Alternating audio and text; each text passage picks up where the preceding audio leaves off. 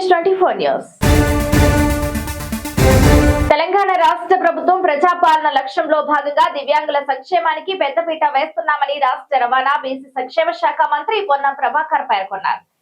Husnabad market యార్డులు వేదికగా సైదాపూర్, చిగురుమామిడి మండలాలకు చెందిన దివ్యాంగుల తెలంగాణ దివ్యాంగుల సహకార సంస్థ ఆధ్వర్యంలో వివిధ రకాల సహాయక ఉపకరణలకు ఆయన పంపిణీ చేశారు. 10 ఏళ్లుగా ఈ సాయం కోసం ఎదురు చూస్తున్నామని, ప్రజాపాలన ప్రభుత్వం తమ కలను నెరవేర్చిందని దివ్యాంగులు సంతోషం వ్యక్తం చేశారు.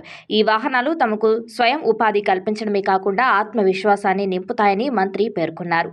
అర్హులైన ప్రతి దివ్యాంగుడికి ప్రభుత్వం అండగా ఉంటుందని ఆయన హామీ ఇచ్చారు. పేదలకు సొంతింటి కల సాకారానికి చేయాలన్న లక్ష్యంతో తెలంగాణ ప్రభుత్వం ఇందిరమ్మ ఇళ్ల పథకాన్ని ప్రారంభించింది. ప్రతిష్టాత్మకంగా చేపట్టిన ఈ పథకం అమల్లో వేగం పెంచాలని భావిస్తోంది. ఈ క్రమంలో రానున్న 3 నెలల్లో దాదాపు 1,00,000 ఇళ్లను పూర్తి చేసి లబ్ధిదారులకు అప్పగించాలని టార్గెట్ గా పెట్టుకుంది. ఏప్రిల్ నాటికి మొదటి విడత ఇళ్లను గృహ ప్రవేశాలకు సిద్ధం చేయాలని సర్కారు యోచిస్తుంది. పేదలకు సొంతింటి కల సాకారం చేయాలన్న లక్ష్యంతో తెలంగాణ ప్రభుత్వం ఇందిరమ్మ ఇళ్ల పథకాన్ని ప్రారంభించింది. ప్రతిష్టాత్మకంగా చేపట్టిన ఈ పథకం అమల్లో వేగం పెంచాలని భావిస్తోంది.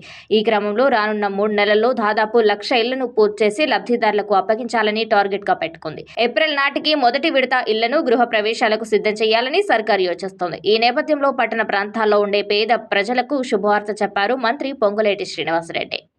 తెలంగాణలోని పట్టణాల్లో నివాస స్థలం లేని పేద ప్రజలకు అండగా నిలవాలని ప్రభుత్వం భావిస్తున్నట్లు తెలుస్తోంది.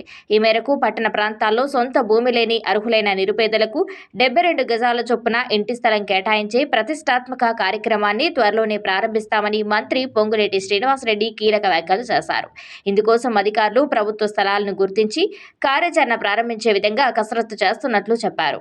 తెలంగాణలో త్వరలో మున్సిపల్ ఎన్నికలు నిర్వహించేందుకు ప్రభుత్వం కసరత్తు చేస్తున్న విషయం తెలిసిందే. ఇప్పటికే ఎన్నికల సంఘం కూడా వేగంగా సన్నాహాలు చేస్తుంది. ఇక నేడు నోటిఫికేషన్ విడుదలయ్యే అవకాశం ఉందని వార్తలు వస్తున్న నేపథ్యంలో తెలంగాణ జనసమితి అధ్యక్షుడు ప్రొఫెసర్ కోదండరాం సంచలన వ్యాఖ్యలు చేశారు. ప్రస్తుతం ఉన్న కాంగ్రెస్ ప్రభుత్వంపై ప్రజల్లో వ్యతిరేకత మొదలైందని అన్నారు. సమస్యలు తీర్చడంతో కాంగ్రెస్ ప్రభుత్వం మరింత వేగం పెంచాలన్నారు. ఈ సందర్భంగా మాట్లాడుతూ మున్సిపల్ ఎన్నికల్లో పోటీ విషయంలో కాంగ్రెస్ తో పొత్తుపై ఇంకా నిర్ణయం తీసుకోలేదని తెలిపారు.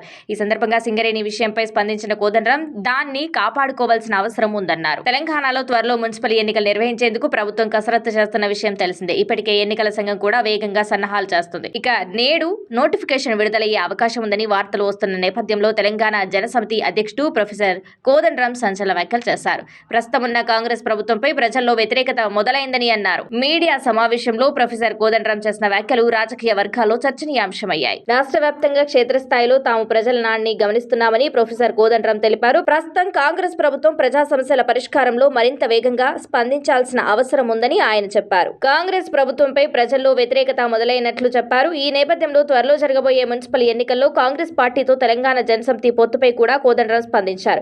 పొత్తుపై తాము ఇంకా ఎలాంటి నిర్ణయం తీసుకోలేదని టీజేఎస్ అధినేత చెప్పారు. తమ పార్టీ అభిప్రాయాలను ఇప్పటికే కాంగ్రెస్ అధిష్టానానికి వివరించామని కోదండరాం తెలిపారు. తెలంగాణ జనసమితి కార్యకర్తలు నిరంతరం ప్రజల్లో ఉండాలన్నారు. ప్రజల సమస్యల పరిష్కారం కోసం అంకిత భావంతో పనిచేయాలని పిలుపునిచ్చారు. కాగా తమ అభిప్రాయాలను కాంగ్రెస్ కు చెప్పి మార్చుకోవాలని కోరారా లేదా పొత్తు ఉండదని తెలియజేశారా అనే విషయంపై స్పష్టత లేదు. తెలంగాణ మున్సిపల్ ఎన్నికలకు నోటిఫికేషన్ విడుదల కాకముందే తెలంగాణలో రాజకీయాలు ఆసక్తికరంగా మారాయి. ఒకవైపు అధికార పార్టీ అత్యధిక స్థానాలు గెలవాలని కసరత్తు మొదలుపెట్టింది. మరోవైపు ప్రతిపక్ష బీఆర్ఎస్ గట్టి పోటీ ఇవ్వాలని చూస్తుంది.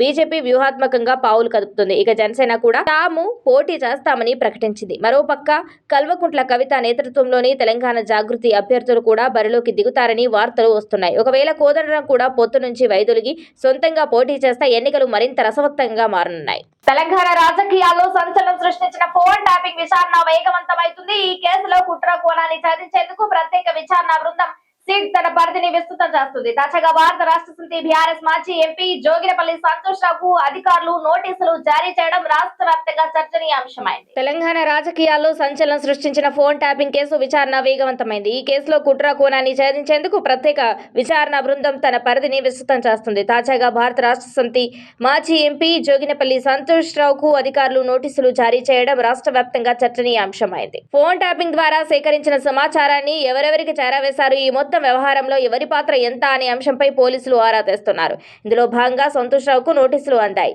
ఇక నేడు మధ్యాహ్నం 3 గంటలకు జూబ్లీహిల్స్లోని సిట్ కార్యాలయంలో విచారణకు హాజరు కావాలని అధికారులు ఆయన్ను ఆదేశించారు. ఇప్పటికే ఈ కేసులో భాగంగా మాజీ మంత్రులు కేటీఆర్, హరీష్ రావులను కూడా అధికారులు సుదీర్ఘంగా విచారించిన సంగతి తెలిసిందే. కీలక సమాచారం సేకరించే ప్రక్రియలో భాగంగా సంతోష్ రావును విచారించడం ఇప్పుడు అత్యంత ప్రాధాన్యత సంతరించుకుంది.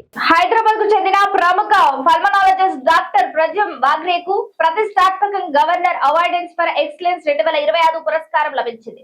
తెలంగాణ గవర్నర్ జిష్ణుదేవ్ వర్మ చేతుల మీదుగా ఆయన్ను ఈ గౌరవాన్ని అందుకున్నారు. గ్రామీణ ఆరోగ్యం, వైద్య రంగంలో ఆయన చేసిన విశేష సేవలకు, దాతృత్వ కార్యక్రమాలకు గుర్తింపుగా ఈ అవార్డు దక్కింది. ఇక రాజ్ భవన్ లో అట్టహాసంగా జరిగిన ఈ వేడుకలో ఉప ముఖ్యమంత్రి మల్లు భట్టి విక్రమార్కతో పాటు పలువురు మంత్రులు హాజరయ్యారు. 3 దశాబ్దాల అనుభవం కలిగిన డాక్టర్ వాగ్రే లండన్ రాయల్ కాలేజ్ నుంచి ఫెలోషిప్స్ పొందిన రాష్ట్ర తొలి ఊపిరితిత్తుల నిపుణుడు. నిజాం వ్యక్తిగత వైద్యుల కుటుంబ వారసత్వాన్ని కొనసాగిస్తూనే అసాధ్యమైన ఊపిరితిత్తుల వ్యాధులపై ఆయన చేస్తున్న పరిశోధనలు ప్రపంచవ్యాప్త గుర్తింపు పొందాయి. హైదరాబాద్ కు చెందిన ప్రముఖ పల్మనాలజిస్ట్ డాక్టర్ ప్రద్యుత్ వాగ్రేకు ప్రతిష్టాత్మకమైన గవర్నెన్స్ అవార్డ్ ఫర్ ఎక్సలెన్స్ 2025 పురస్కారం లభించింది. తెలంగాణ గవర్నర్ జిష్ణుదేవ్ వర్మ చేతుల మీదుగా ఆయన ఈ గౌరవాన్ని అందుకున్నారు. గ్రామీణ ఆరోగ్యం, వైద్య రంగంలో ఆయన చేసిన విశేష సేవలకు, దాతృత్వ కార్యక్రమాలకు గుర్తింపుగా ఈ అవార్డు దక్కింది. రాజ్ భవన్ లో అట్టహాసంగా జరిగిన ఈ వేడుకలో ఉప ముఖ్యమంత్రి మల్లు భట్టి విక్రమార్కతో పాటు పలువురు మంత్రులు, ప్రముఖులు పాల్గొన్నారు. తెలంగాణ రాజకీయాల్లో ముఖ్యంగా ఉమ్మడి వరంగల్ జిల్లాలో పెను సంచలనం చోటు చేసుకుంటుంది. వర్ధన్నపేట మాజీ ఎమ్మెల్యే, సీనియర్ నాయకుడు ఆరూరి రమేష్ భారతీయ జనతా పార్టీకి గుడ్ బై చెప్పారు.